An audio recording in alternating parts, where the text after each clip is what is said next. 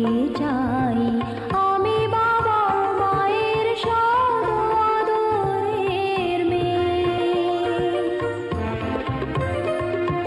যদি চার দেয়ালের মাঝে কাটে সারা জীবন, তাহলে থাকবো শুধু বোঝা হয়ে। শিক্ষা আমায় মুক্তি দিবে, মুক্তি দিবে। আমি তো কালকের খুশি আর আশা, আমারও তো স্বাদ আছে, আছে অভিলাষা। ঘরে বেঁধে রেখো না, নিয়ে যাও এগিয়ে